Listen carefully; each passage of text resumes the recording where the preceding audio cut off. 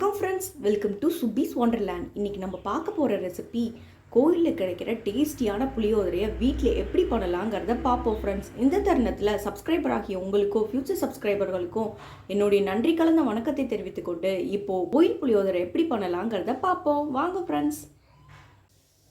செய்ய தேவையான பொருட்கள்: ஒரு 5 வரமிளகாய் எடுத்திருக்கேன், 1/2 டேபிள் ஸ்பூன் வெந்தயம், 2 டேபிள் ஸ்பூன் வரமல்லி, 1 டேபிள் ஸ்பூன் மிளகு, 1 டேபிள் ஸ்பூன் கடலைப்பருப்பு, 1 டேபிள் ஸ்பூன் உளுந்தம்பருப்பு, லெமன் சைஸ் புளி, 1 டேபிள் ஸ்பூன் எள்ளு, கருப்பு எள்ளு எடுத்திருக்கேன். தாளிக்கிறதுக்கு நிலக்கடலை பருப்பு ஒரு 3 டேபிள் ஸ்பூன் எடுத்திருக்கேன், கடுகு 1 டேபிள் ஸ்பூன் எடுத்திருக்கேன், கடலைப்பருப்பு 2 டேபிள் ஸ்பூன் எடுத்திருக்கேன். இப்போ பேனை ஹீட் பண்ணியிருக்கேன். இதில் ஃபஸ்ட்டு வெந்தயம் ஆட் பண்ணிக்கிறேன்.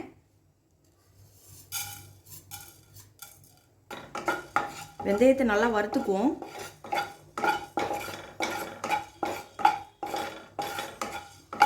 பேனை நல்லா ஹீட் பண்ணியிருக்கோம், நல்லா ஹீட் ஆகிடுச்சு, அதனால சீக்கிரமாக வறுப்பட்டுருச்சு வெந்தயம். இப்போ மல்லி ஆட் பண்ணிக்கிறேன்.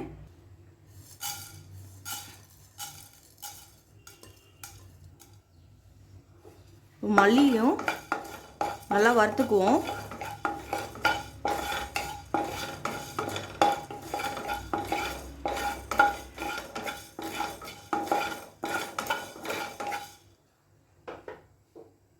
இப்போ மிளகு ஆட் பண்ணிக்கிறேன். இதே நல்லா வறுத்துக்கலாம்.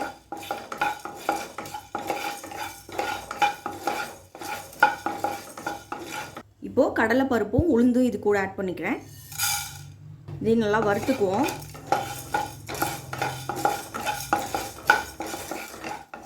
இதே ரொம்ப கருக விடாமல் பார்த்துக்கணும். அப்படி உங்களுக்கு கருகீரோன்னு ஃபீல் பண்ணிங்கன்னா நீங்கள் ஒவ்வொரு பொருளையும் தனித்தனியாக வறுத்து எடுத்துக்கோங்க. நான் இன்றைக்கி எல்லாத்தையும் ஒன்றா தான் வறுத்துக்கிறேன். நீங்கள் மீடியம் ஃப்ளேம்லேயே வச்சு வறுத்தோன்னா கருகாது.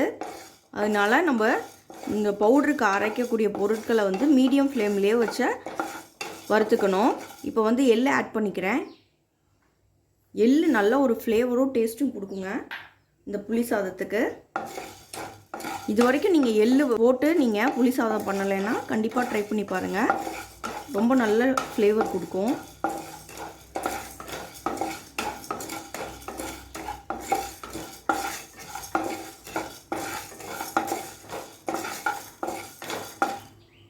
இப்போது வரமிளகாய் ஆட் பண்ணிக்கிறேன். 3 மிளகாய் ஆட் பண்ணியிருக்கேன். இதையும் நல்லா வறுத்துக்குவோம்.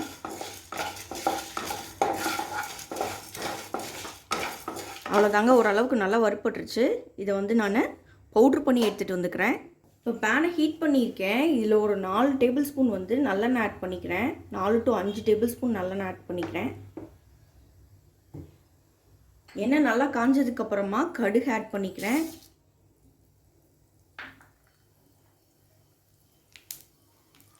கடுகு நல்லா பொரிஞ்சதுக்கப்புறமா இப்போ கடலைப்பருப்பு ஆட் பண்ணிக்கிறேன்.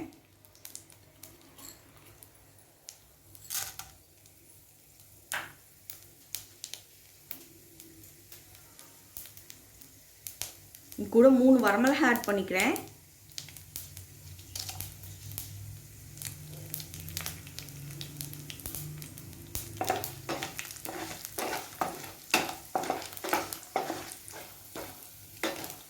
நம்ம எல்லா பொருட்களையும் வறுக்கிற அதே சமயத்தில் நம்ம புளியை ஊற போட்டு வச்சுக்கிட்டோம்னா புளிக்கரைசல் ரெடி பண்ணிடலாம் டக்குன்னு.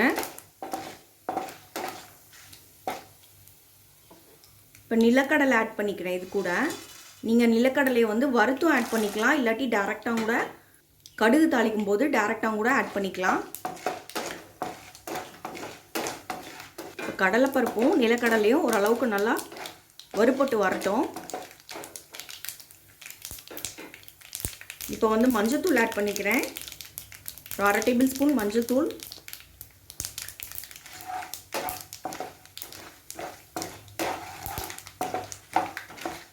இப்போ கறி லீவ்ஸ் ஆட் பண்ணிக்கிறேன்.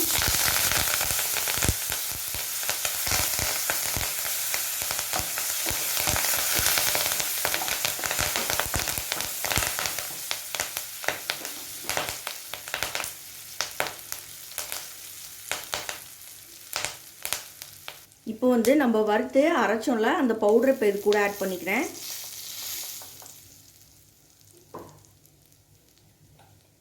இதையும் நம்ம இந்த எண்ணெயோட நல்லா மிக்ஸ் பண்ணிக்குவோம்.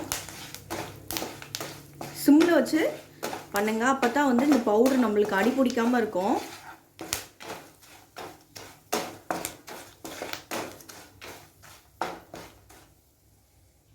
இப்போ வந்து நான் புளி தண்ணியை இது கூட ஆட் பண்ணிக்கிறேன்.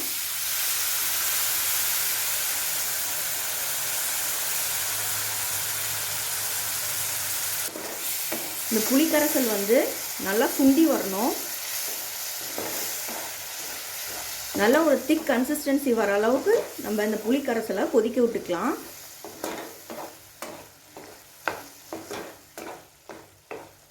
பாருங்கள், ஒரு நல்ல திக் கன்சிஸ்டன்சி வந்துடுச்சு. அதே போல் எண்ணெயெல்லாம் சூப்பராக பிரிஞ்சு வந்துடுச்சு. இந்த மாதிரி சமயத்தில் நம்ம ஃப்ளேம் ஆஃப் பண்ணிக்கலாம். அவ்வளோதாங்க, நமக்கு சூப்பரான புளிக்கரைசல் ரெடி ஆயிடுச்சு. இப்போ நம்ம இதை சாதத்தோடு மிக்ஸ் பண்ணிக்குவோம். இப்போ நம்ம இந்த புளிக்கரைசலோட சாதத்தை போட்டு கிளறி எடுத்துக்கலாம்.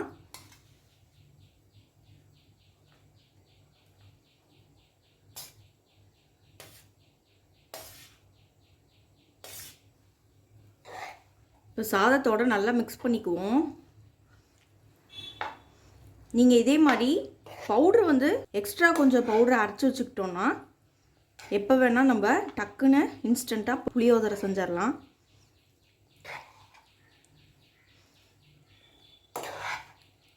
இப்போ உப்பு டேஸ்ட் பார்த்துட்டு தேவைப்பட்டுச்சுன்னா இன்னும் கொஞ்சம் ஆட் பண்ணிக்கலாம். இப்போ நல்லா இதை மிக்ஸ் பண்ணி எடுத்துகிட்டு வந்துக்கிறேன்.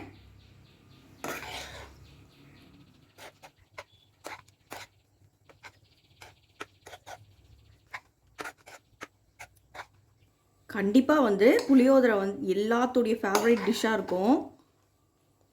அதுவும் கோயில் புளியோதரைன்னா சொல்லவே வேண்டாங்க, விரும்பாதவங்க யாருமே இருக்க மாட்டாங்க. அப்படி சூப்பரான கோயில் புளியோதரையை நம்ம வீட்லேயே ரொம்ப சூப்பராக ப்ரிப்பேர் பண்ணிட்டோம். அவ்வளோதாங்க, நமக்கு சூப்பரான கோயில் புளியோதரை வீட்லேயே ரெடி ஆயிடுச்சு ஃப்ரெண்ட்ஸ். இதை ஒரு பவுலுக்கு ட்ரான்ஸ்ஃபர் பண்ணி எடுத்துகிட்டு வந்துக்கிறேன். இப்போ டேஸ்டியான கோயில் புளியோதரை சூப்பராக ரெடி ஆயிடுச்சு ஃப்ரெண்ட்ஸ். இந்த ரெசிபி உங்களுக்கு பிடிச்சிச்சுன்னா எங்கள் சேனலை லைக் பண்ணுங்கள், ஷேர் பண்ணுங்கள், சப்ஸ்கிரைப் பண்ணுங்கள், உங்கள் கருத்துக்களை கமெண்ட் பண்ணுங்கள். மீண்டும் இன்னொரு நல்ல ரெசிபியோட உங்களை மீட் பண்ணுறேன். அதுவரை உங்களிடமிருந்து விடைபெறுவது சுபீஸ் ஒண்டர்லேண்ட். தேங்க்யூ.